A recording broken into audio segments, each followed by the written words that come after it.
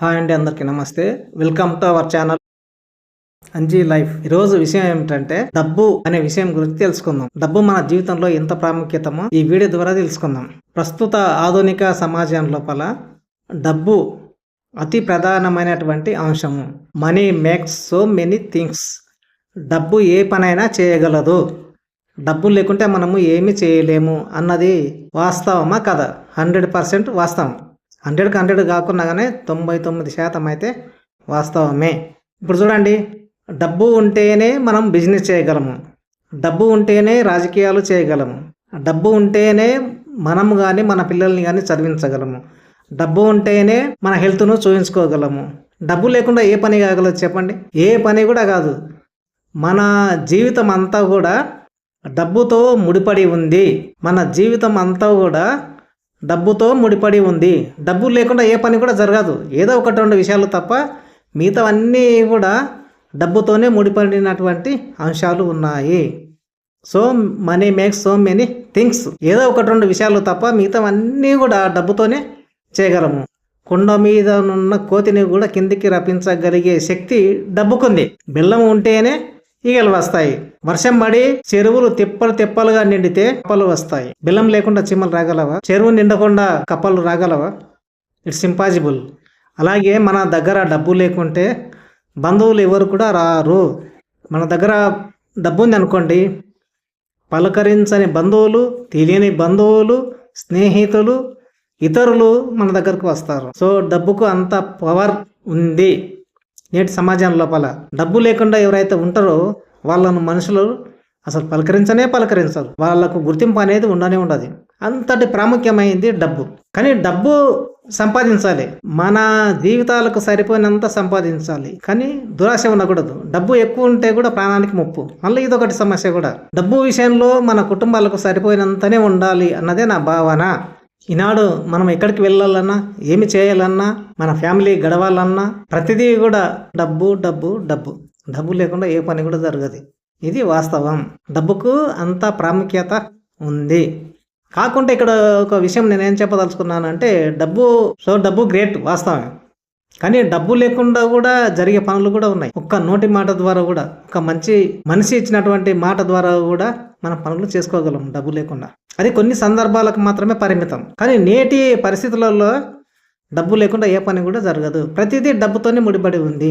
కానీ ఇంకో విషయం ఏంటంటే, డబ్బు ఎక్కువ అవ్వడం వల్ల కూడా మనిషి డబ్బుపై ఎక్కువ కేంద్రీకరించడం వల్ల, మనిషి డబ్బు పైన ఎక్కువ మక్కువ చూపడం వల్ల బంధుత్వం అనేది కూడా చెడిపోతుంది, స్నేహిత్వం అనేది కూడా చెడిపోతుంది, దూరం అవుతుంది. మన చుట్టపు బంధువులు కానీ, స్నేహితులు కానీ, మిత్రులు కానీ, శ్రేయభిలాషులు కానీ, అభిమానులు కానీ, మన చుట్టరికపులో ఉన్నటువంటి వాళ్ళు కానీ, దూరపు బంధువులు కానీ, వాళ్ళకు మనకు మధ్య ఎడబాటు అనేది వస్తుంది. ఎందుకంటే మనం డబ్బు పైన ఎక్కువ ప్రేమ చూపుతాం కదా, ఇంట్రెస్ట్ అనేది డబ్బు మీద ఎక్కువ చూపుతాం. కానీ ప్రేమ, అనుబంధాలు వీటిపైన మనము చూపము. అలాంటప్పుడు ఏమవుతుందంటే డబ్బుపై ఎక్కువ మోజు పడడం వల్ల ఇవన్నీ కూడా తెగిపోతుంటాయి. కానీ డబ్బు ప్రతిదీ చేయగలదు, వాస్తవమే. కానీ మనశ్శాంతిని మాత్రము ఇవ్వలేదు. ఇది రెండోసారి చెప్తున్నాను. డబ్బు ఉన్నంత మాత్రాన మనిషికి మనశ్శాంతి అనేది ఉండదు. ఎందుకంటే డబ్బు కావాలనే దురాశ ఉంటుంది కదా, అసంతృప్తి అనేది ఉంటుంది. అసంతృప్తి వల్ల మనకు సంతృప్తి అనేది ఉండదు. ఈ డబ్బు వల్ల హత్యలు, నేరాలు, ఘోరాలు, అత్యాచారాలు, హత్యలు ఇవన్నీ కూడా జరుగుతుంటాయి. మళ్ళీ ఇదొకటి పెద్ద కంప. డబ్బు అన్నీ చేస్తుంది, కానీ ఇవి కూడా చేస్తుంది. దాంతోపాటు చెడ్డ పనులు కూడా చేస్తుంది. డబ్బును మంచి పనికి ఉపయోగిస్తే సరే, ఇతరులకు, బీదలకు, తర్వాత ఆర్ఫాన్స్కు, ఆ సింగిల్గా బతికే వాళ్ళకు, రోడ్డు పైన ఉండే వాళ్ళకు, నిరాశ్రయులకు, అభాగ్యులకు, పేదరికం ఉన్న వాళ్ళకు హెల్ప్ చేస్తే మంచిదే.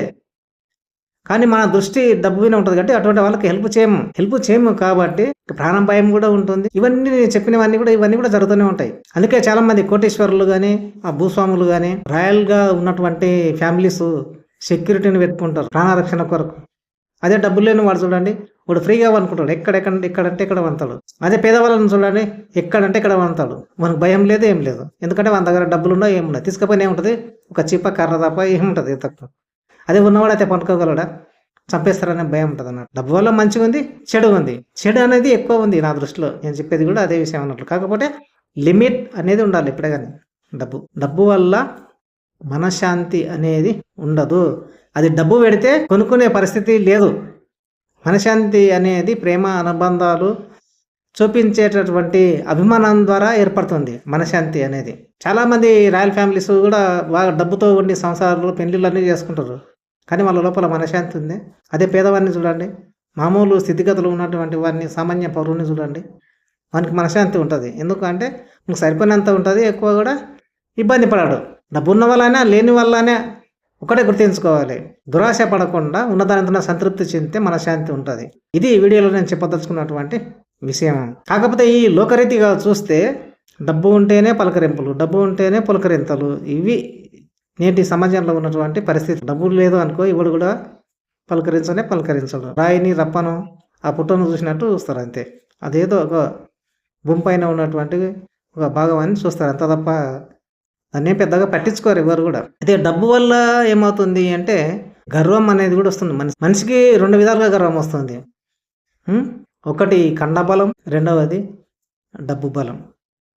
ఈ కండబలము కానీ డబ్బు బలం కానీ స్థిరత్వం అనేటువంటివి కావు. కండబలం యవనంలో ఉన్నంత బలం వృద్ధాప్యంలో ఉండదు, రాను తగ్గిపోతుంది. అదే డబ్బు అనేది స్థిరంగా ఉండదు, డబ్బుకు స్థిరత్వం లేదు కాబట్టి అది కూడా పెరగవచ్చు, తగ్గవచ్చు, ఒకసారి ఉట్టి చేతులతో కూడా ఉండవచ్చు. కానీ ఆ డబ్బు విషయాన్ని కానీ బలాన్ని కానీ కాలమే నిర్ణయిస్తుంది. కరోనా కాలంలో చాలా ధనవంతులు ఉన్నటువంటి వాళ్ళు టక్కుమని చనిపోయినప్పుడు రోడ్డు మీద పరిస్థితులు ఏర్పడ్డాయి. మొన్న కాలిఫోర్నియాలో పెద్దగా మంటలు చెలరేగినప్పుడు, తర్వాత భూకంపాలు జరిగినప్పుడు జపాన్లో కానీ టర్కీలో కానీ ఇంత ధనవంతులు కూడా రోడ్డు మీద పడ్డారు. వాళ్ళ పరిస్థితులు చాలా దీనావస్థలో ఉన్నాయి. వాటిని అన్నిటిని కూడా సమతుల్యం చేసేది కాలమే. మనకు డబ్బు ఉందని బలం ఉందని విర్రవీయమనుకోండి, కాలమే సమాధానం చెప్తుంది. కాబట్టి ఎప్పుడే కానీ డబ్బును కానీ బలాన్ని కానీ మన దగ్గర లోపల ఉంచుకోవాలి. ఎప్పుడే కానీ బయటికి ప్రదర్శించరాదు, అది మన లోపల దాచుకోవాలి ఎప్పుడే కానీ. ఆ విధంగా దాచుకుంటే శరీరానికి మంచిది, మన కుటుంబానికి కూడా మంచిది అన్నది నా అభిప్రాయం. అయితే ఇక్కడ ఇంకో విషయం కూడా చెప్పదలుచుకున్నాను. డబ్బు మన జీవితానికి చాలా అవసరం. ఉదాహరణకు మనం పడవలో ప్రయాణం చేస్తున్నాం. పడవలో ప్రయాణం చేసేటప్పుడు దానికి కావాల్సినంత నీరు అనేది ఉండాలి. ఆ నీరు అనేది డబ్బు లాంటిది. ఆ పడవ నీటిలో ప్రయాణం చేస్తుంటది, కానీ గాలికి ఆ పడవ వెళ్ళేటప్పుడు ఆ నీరు అలలో ఎక్కువయ్యి ఆ పడవలోకి వచ్చాయనుకోండి, ఆ పడవ మునిగిపోయే ప్రమాదం కూడా ఉంది. అనగా డబ్బు ఎక్కువైనప్పుడు ఆ జీవితాలు కూడా మునిగిపోయే ప్రమాదం ఉంది అని అర్థం.